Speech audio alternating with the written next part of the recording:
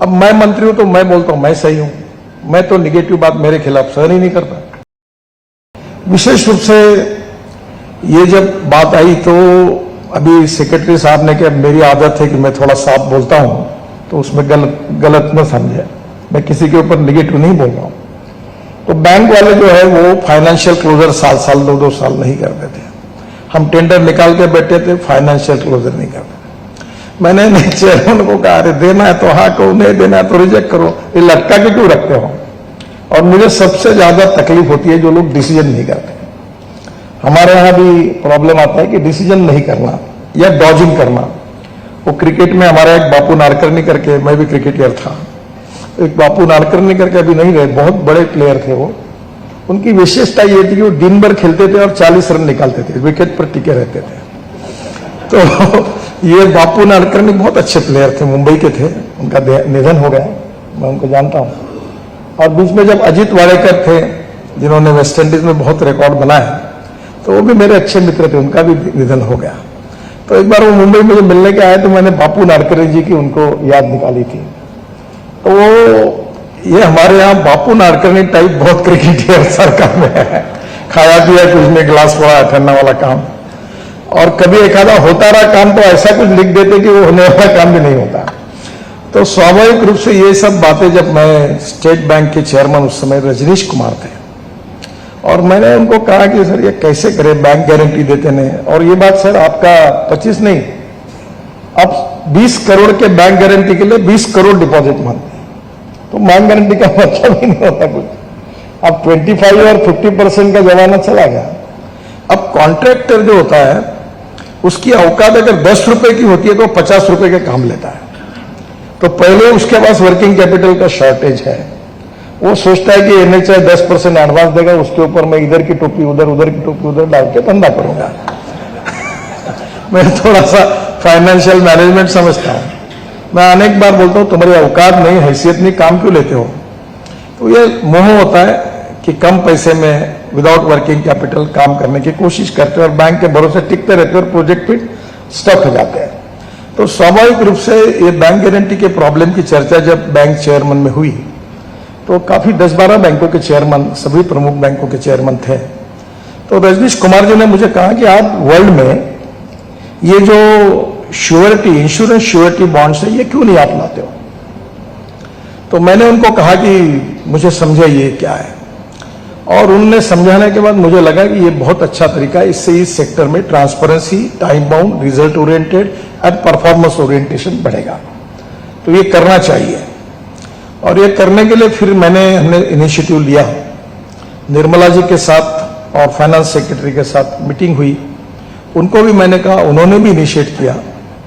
अब वो insurance regulated authority बहुत विचार कर रहे थे, बहुत विद्वान लोग हुआ होंगे, 3 साल इसके ऊपर बैठे रहे, बहुत विचार कर रहे हैं। उनके बारे में मैं क्या कहूं, फिर भी यही कहूं कि 3 साल के बाद भी कम से कम आपने किया, इसलिए मैं आपको धन्यवाद देता हूं, आपका आभारी हूं। क्योंकि कम से कम हुआ तो उसके बाद ये आया, फिर घूमते रहा, मैं पूछते रहा, पूछ के मैं भी संकोच के कारण बोलना भी बंद कर दिया।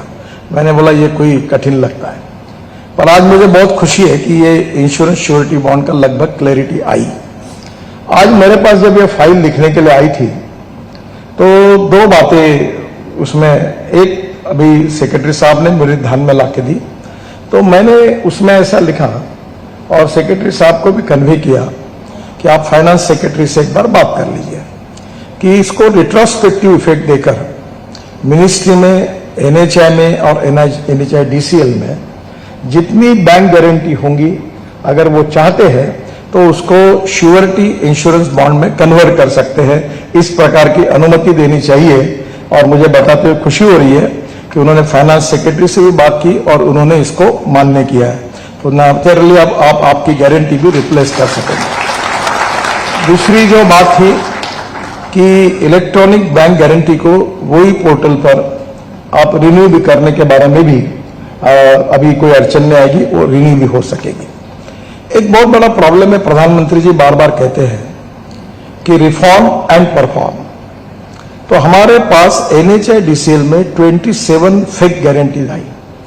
एनएचआई में कितने हैं मुझे मालूम नहीं, वो भी संख्या बड़ी होगी। एक दो तो आई है, मुझे पता है, क्योंकि लखनऊ के, कानपुर के बैंकों की थी। तो ये जो गारंटी है, इसमें अब दलाल बन गए, फेक गारंटी आने लगी, और इसलिए इलेक्ट्रॉनिक बैंक गारंटी ये सेफ है। और इसलिए इलेक्ट्रॉनिक बैंक गारंटी से इसमें जो गड़बड़ करने वाला जो क्लास था वो निकल जाएगा, क्योंकि ये NHIDCL में जो विशेष रूप से नॉर्थ ईस्ट में हम काम कर रहे थे, तो मैंने हमारे अधिकारी को आपने बैंक में फोन करके पूछा क्यों नहीं कि आपकी गारंटी है कि नहीं है। अब वो लेटर आता है, लेटर दिखता है, और इसलिए स्वाभाविक रूप से एक क्षेत्र में ट्रांसपेरेंसी आएगी, और इलेक्ट्रॉनिक बैंक गारंटी के लिए सभी बैंकों ने स्वीकारना, ये बैंकिंग रिफॉर्म के लिए भी बहुत अच्छी बात है। हम लोग अक्सर ये मानते हैं कि इंश्योरेंस, पेंशन और शेयर, तीन इकोनॉमी जो है, इसमें वर्ल्ड की तुलना में हम और भी अभी उतने आगे नहीं है, और इस सेक्टर में काफी काम करने की संभावना है। और इसमें से 5 कंपनियां आई है इंश्योरेंस की। मुझे तो लगता है कि जो जो कंपनियां इंश्योरेंस बिजनेस करती है वो उनके स्टेक लग रहे हैं। जो इन्हें पैसा लगाने वाला एक, उसका उपयोग करने वाला दूसरा, और रेगुलेटेड करने वाला तीसरा, तो वो तय करेंगे किसको देना और नहीं देना। लेकिन ट्रांसपेरेंट एंड फ्री इकोनॉमी, तो स्वाभाविक रूप से इसमें कंपटीशन होगी तो उसकी कीमत भी कम होगी। और इसलिए जैसे हमारे NHI में टेक्निकल और फाइनेंशियल क्वालिफिकेशंस होते हैं, और इंफ्रास्ट्रक्चर में सबसे अगर बुरी बात कोई है तो ये जो टेक्निकल और क्वालिफिकेशन एंड फाइनेंशियल क्वालिफिकेशंस होते हैं, वो करने वाले लोग पहले ही सामने किसी व्यक्ति को रख के वो तैयार करते हैं बहुत बार, और इसके कारण एक प्रकार से वो उसको सपोर्ट करने के लिए होते हैं। हमारे यहाँ मजाक में एक बार महाराष्ट्र में ऐसे क्वालिफिकेशन बने, तो मैंने मजाक में कहा था कि काला कोट जो पहन के आएगा उसी को टेंडर मिलेगा, इतना ही लिखना बाकी रहा था। तो एक बार ये टेक्निकल और फाइनेंशियल क्वालिफिकेशन के बारे में, not project to project, complete cost of the project और उसकी टनल है, रोड है, ब्रिज है, उसके ऊपर एक कॉमन टेक्निकल और फाइनेंशियल क्वालिफिकेशन बनेंगे तो उससे ट्रांसपेरेंसी आएगी और करप्शन फ्री सिस्टम होगी। दूसरी इंपॉर्टेंट बात यह है कि ये सब करते समय हम क्यों कर रहे हैं? हम हमारे सिस्टम को transparent, time bound, result oriented और करप्शन फ्री करना चाहते हैं। कल मैं केयर के कार्यक्रम में गया था और क्रेडिट रेटिंग की बात थी, तो मैंने उनको कहा कि अगर वर्ल्ड में हमें इन्वेस्टमेंट लानी है और इकोनॉमी को बूस्ट करना है तो हमें क्रेडिट रेटिंग करना पड़ेगा। और मैं ये मानता हूं कि financial audit is very important, but performance audit is more important than financial audit. और इसलिए परफॉर्मेंस ऑडिट जो है उसके साथ साथ कंपनियों का, कंसल्टेंट का, ये एक विशियस सर्कल है। सबसे पहले शुरुआत होती है DPR बनाने वाले, और वो DPR बनाने वाले घर में बैठ के गूगल पर DPR बना के पूरा गलत बना देते हैं। फिर DPR बनाने के बाद जब जमीन पर काम शुरू होता है तो कॉन्ट्रैक्टर बोलता है एडिशनल स्कोप ऑफ वर्क, और 4 बातें मांग करता है, ये गड़बड़ है, ये गड़बड़ है। वहां का आदमी बोलता है कि ठीक है मैं दूंगा। फिर हमारे यहाँ फाइल आती है तो वो कोई सही नहीं करता, वो बोलता है एडिशनल स्कोप ऑफ वर्क क्यों दिया गया। तो मैंने सुझाव दिया कि आप वीडियो फिल्म देखो ना, आप देख लो वहां की सही में उतने वेरिएशन है कि नहीं है, होगा तो करो, नहीं होगा तो रिजेक्ट करो। पर समवेयर ये छोटे छोटे प्रॉब्लम जब बड़े बन जाते हैं तो प्रोजेक्ट स्टॉल प्रोजेक्ट हो जाता है, जिसमें बैंक भी अड़चन में आती है, कॉन्ट्रैक्टर भी आता है और हम भी अड़चन में आते हैं। तो क्रेडिट रेटिंग में अभी कॉन्ट्रैक्टर का क्रेडिट रेटिंग उसी समय करेंगे कि अगर हम उसको 100% जगह देंगे, एनवायरमेंट फॉरेस्ट क्लियरेंस देंगे, और उसके साथ साथ रेलवे से लेकर दुनिया भर की क्लियरेंसेस, लैंड एक्विजिशन होगी तो वो फिर लिस्ट पर काम कर पाएगा। हमने जगह दी, 1-1 किलोमीटर जगह दी, फिर नहीं दी, तो वो उसका पेवर कैसे चलेगा? पेवर तो ऐसा नहीं है कि वो हाइट पे एक जंप मारेगा और ऊपर जाएगा, तो काम नहीं हो सकता। So we should be independent, impartial and fair. और मैंने कल ही हमारे चेयरमैन साहब को कहा कि सुप्रीम कोर्ट ने हमारे खिलाफ पिछले 10 साल में कितने डिसीजंस दिए हैं, उसका अध्ययन करो। आपने किया वैसे मैंने अपने यहां करके रखा है, और मेरे पास पूरी नोट तैयार है कि किन किन लोगों के गलतियों के कारण हमें भुगतान देना पड़ा और ये गलतियां क्या हुई, और जो गलतियां होती है वो फिर रिपीटेड हो रही है।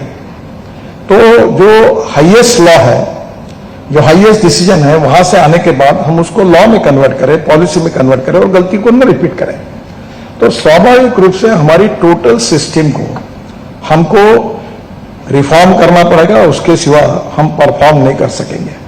और उस परफॉर्मेंस करने में आज जैसा ये बैंक गारंटी की बात हुई, इंश्योरेंस श्योरिटी बॉन्ड्स की बात हुई, वैसे डीपीआर कंसल्टेंट और कॉन्ट्रैक्टर का भी रेटिंग करना पड़ेगा। और वो रेटिंग करने के बाद अभी तो ऐसा है कि फाइनेंशियल है, तो मैं मजाक में कहता हूं गधे और घोड़े बराबर चल रहे हैं। हमारे भाषा में हम गधे को भी घोड़ा कहते हैं और घोड़े को भी गधा कहते हैं, क्योंकि जो अच्छा है वो भी चल रहा है और जो बुरा है वो भी चल रहा है। लोएस्ट आया, अब 30% बिलो जा रहा है, उसका फाइनेंशियल क्लोजर नहीं हो रहा, उसको बैंक गारंटी नहीं मिल रही, अब 1-1 साल बैठे हैं, हमारा टारगेट पूरा नहीं हो रहा है। इसका कारण यही है कि अब हमें ये आत्मपरीक्षण करना पड़ेगा कि हम इस सिस्टम को परफॉर्म करने के लिए हम इसमें कहाँ रिफॉर्म करने चाहिए। और मुझे सबसे बड़ी खुशी हुई कि अनुराग जैन जी के रूप में इस चीज को समझने वाला और इंटरेस्ट रखने वाले सेक्रेटरी मिले, तो मैं उनको यही निश्चित रूप से अनुरोध करूंगा कि पूरे सिस्टम का इवोल्यूशन होना चाहिए। एक बात जरूर है कि when there is a dispute between the two persons, one can not be a जज।